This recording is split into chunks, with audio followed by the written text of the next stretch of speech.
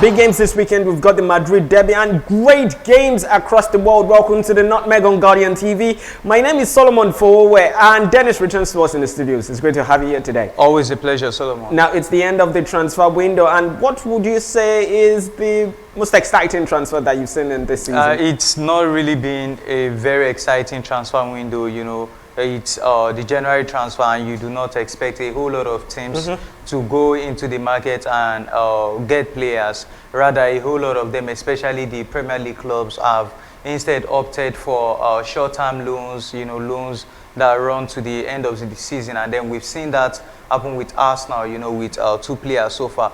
But for me, it has to be Bruno Fernandes for Manchester United.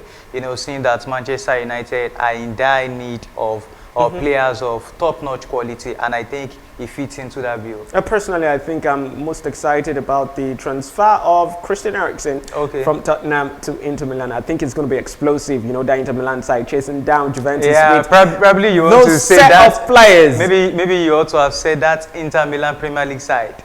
Okay, you could say that because a whole lot of players are from Inter Milan. So, down to the games that we have this weekend, the biggest one being the Madrid Derby, Real Madrid against Atletico Madrid. And what some people call this derby is the fact that it almost always seems to end in a draw. So do you think there's anything different that's going to be happening this time? This will certainly happen.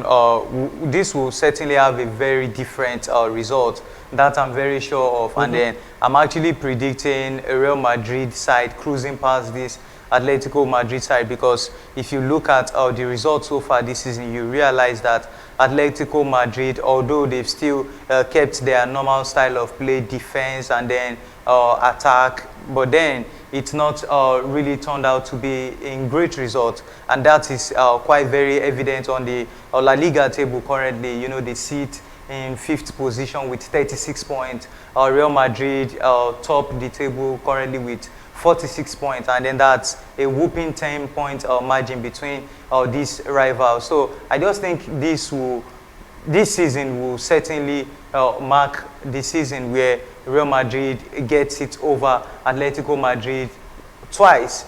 Well, now that you put it that way, I'm trying to think in my head what's different about this Real Madrid side approaching this Atletico Madrid side. Is it the fact that they're sitting atop the table and wouldn't want to lose any form of momentum to Barcelona, who just last weekend lost that particular game for Madrid to come on top of the league? So do you think that is going to be a huge factor in deciding this tie? Certainly, that's the motivation for Real Madrid, because do not forget that for the past 4 seasons now, Real Madrid, we know, are arguably the biggest club side in the world. You know, won 3 Champions League in the last 4 Champions League season. That's consecutively. But then a whole lot of critics have come for them that you cannot just be dominating Europe. You also need to to prove yourself as the big team in your own league. And then this season they are on the journey of doing that, courtesy of a few slip-ups from Barcelona that have been their major contenders this season.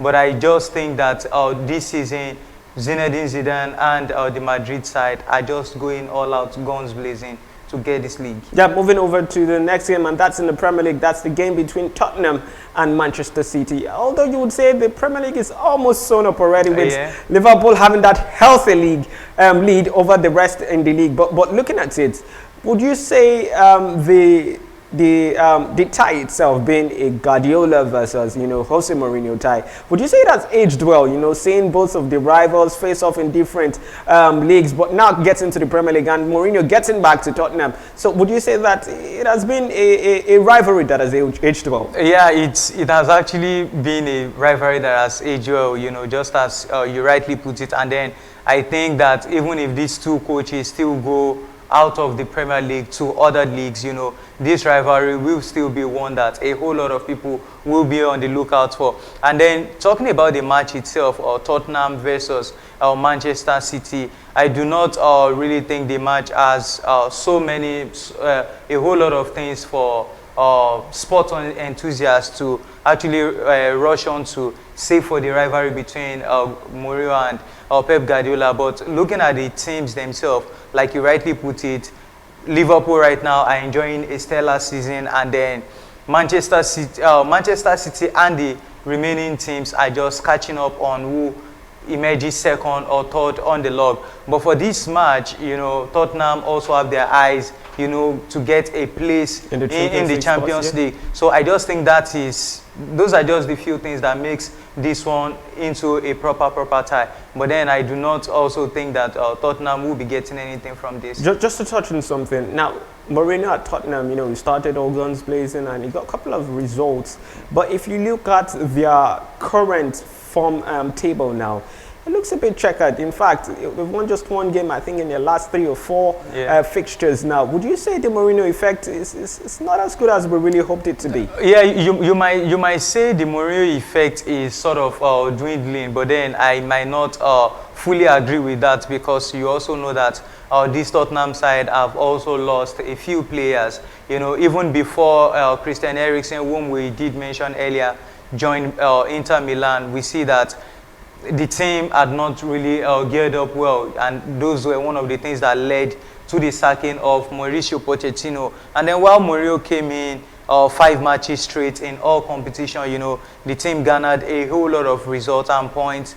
But slowly into the season, slowly going on again, they picked up a few injuries. Talk about Harry Kane, who has been their go-to man, you know, for the past 4 seasons now. He's out injured, and then a few players, likes of Son Heung-min, you know, he's not really coming to his own. And then, and then Lucas Moura himself too. And you talk about players like Lamela, you know, these players are still struggling for form. So I just think the team is just all for Mourinho to manage for a bit, probably before the summer transfer window. Another game in the Premier League, Leicester against Chelsea. What do you think about that particular fixture? Leicester against Chelsea is a tough battle. It's a tough battle for me, because Leicester City, like I did mention, are one of the teams that are trying to catch up on Liverpool, not necessarily catching up on Liverpool to topple, but just to retain their place, but just to retain a Champions League spot.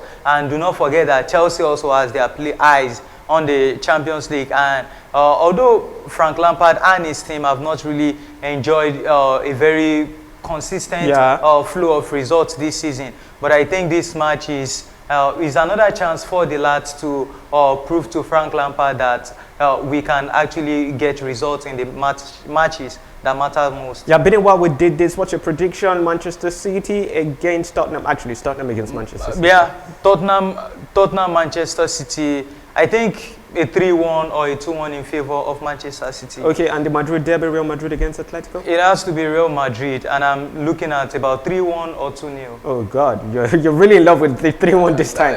And now for the last game, Leicester City against Chelsea. Leicester City, Chelsea, a draw. Okay, draw. Thank you so much for talking to us on the Nutmeg. Always a pleasure, Solomon. Make sure you catch these great games on TV this weekend, because there's a whole lot for you to enjoy, and also to enjoy on our YouTube channel. If you're not subscribed to this YouTube channel, you should absolutely do that already. Thank you so much for watching once again. This has been the Nutmeg, and my name is Solomon Fowowe.